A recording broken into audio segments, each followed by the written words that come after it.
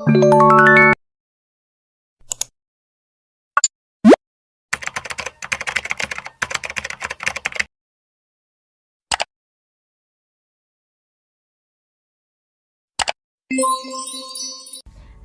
Assalamualaikum warahmatullahi wabarakatuh. Bagaimana kabarnya?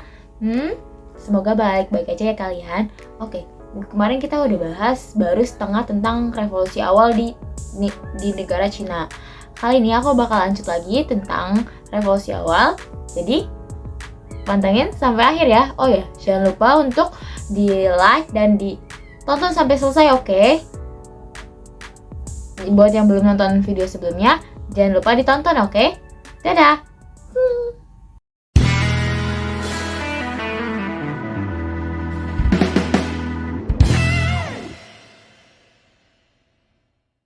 Setelah terjadi perang saudara antar partai nasionalis dan komunis secara besar-besaran pada tahun 1946 dan gagalnya usaha untuk membentuk pemerintahan koalisi yang diakibatkan dari tidak adanya rasa saling percaya selama beberapa tahun di antara golongan nasionalis dan golongan komunis, seiring keberlanjutannya perang tersebut yang semakin memanas pada tahun 1947 hingga 49 membuka potensi kemenangan komunis secara jelas. Walaupun setelah Perang Dunia Kedua komunis tidak menduduki dan menguasai kota-kota besar, tetapi mereka memiliki penyokong yang kuat, yaitu organisasi, moral militer yang unggul, serta pasokan senjata yang begitu banyak dari penyitaan senjata Jepang yang menduduki Manchuria. Akibat seringnya terjadi korupsi bertahun-tahun, membuat masyarakat sulit untuk percaya dan mulai tidak mendukung kepada pemerintah nasionalis. Pemerintah RRT atau Republik Rakyat Tiongkok sudah memantau Provinsi Pulau Taiwan yang berada di dekat lepas pantai Provinsi Fujian sedari awal tahun 1947 untuk dijadikan sebagai titik yang tepat untuk melakukan pemindahan lokasi pelarian diri. Walaupun pada masa pemerintahan Truman para pejabat tidak begitu yakin akan pentingnya perencanaan strategis untuk menjaga hubungan antara Amerika Serikat dengan nasionalis Tiongkok, tidak terdapat satu orang pun dari pemerintahan Amerika Serikat yang secara sukarela ingin dituduh sebagai seseorang yang mendorong jatuhnya Tiongkok kepada komunisme. Pada saat itu juga, bantuan yang diberikan Amerika Serikat dalam bentuk penambahan anggota kelompok militer dan pemberian terhadap keuangan kepada kelompok nasionalis yang sedang mengalami kondisi keterpurukan yang terus-menerus meskipun tidak sesuai derajat yang diharapkan oleh Chiang Kai-shek. Bulan Oktober tahun 1949, telah melaksanakan serangkaian acara kemenangan untuk militer, Mao Zedong pun memproklamasikan tentang pembentukan RRC atau Republik Rakyat Cina. Sedangkan Chiang dengan para pasukannya telah melarikan diri ke Taiwan untuk berkumpul dan bersatu kembali serta merencanakan sebuah strategi untuk kembali merebut wilayah daratan. Politik dalam negeri dan ketegangan global menjadi faktor baru penghambat untuk RRT dan Amerika Serikat menemukan titik awal setelah terbentuknya negara Tiongkok yang baru. Sebelumnya, pada bulan Agustus tahun 1949, pemerintahan yang dipimpin oleh Truman menerbitkan buku yang berjudul Buku Putih Tiongkok. Dalam buku tersebut menjelaskan tentang segala kebijakan-kebijakan yang dibuat Amerika Serikat terhadap Tiongkok yang didasarkan oleh prinsip bahwasanya hanya kaum Tiongkoklah yang berhak menentukan keputusan hasil perang antara saudara mereka. Namun sayangnya menurut Truman, tindakan tersebut gagal untuk membentengi masa pemerintahannya dari tuduhan Amerika Serikat kehilangan Tiongkok. Karena karakteristik pada masa revolusi masih melekat dan belum usai, kelompok Tiongkok yang diasingkan karena meninggalkan pemerintahan dan pasukan angkatan darat nasionalis yang telah hancur masih dominan menduduki Taiwan. Hal tersebut juga hanya untuk menenangkan perasaan para kelompok anti-komunis Amerika Serikat yang berharap bahwa perjuangan mereka tidak sia-sia dan memiliki nilai timbal balik. Meledaknya Perang Korea membuat RRT dan Amerika Serikat berada dalam kubu yang berlawanan pada permasalahan internasional yang mengakibatkan berakhirnya kesempatan saling mengakomodasi antara RRT dan Amerika Serikat. Truman yang berusaha mencoba untuk mencegah pembesaran konflik Korea menyebar hingga ke selatan, pada akhirnya menyebabkan keluarnya kebijakan kepada Amerika Serikat untuk membentengi pemerintahan Chiang Kai-shek yang berada di Taiwan.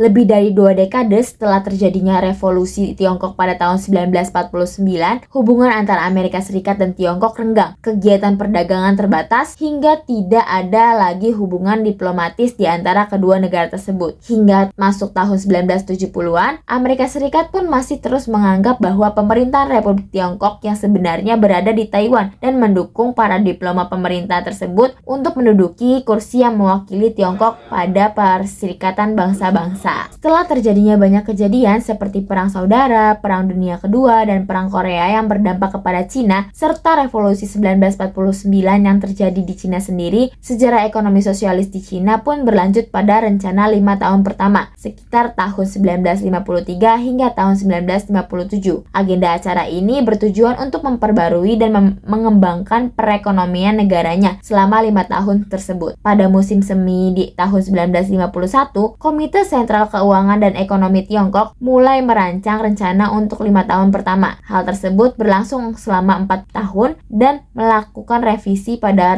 rancangan tersebut sebanyak 5 kali, yang akhirnya ditinjau dan disetujui pada acara sesi kedua Kongres Rakyat Nasional pertama pada bulan Juli 1955. Nah, mungkin segitu dulu aja kali ya yang aku bahas hari ini. Jangan lupa pantengin terus channel aku dan terima kasih udah nonton sampai akhir. Oke, dadah, see you.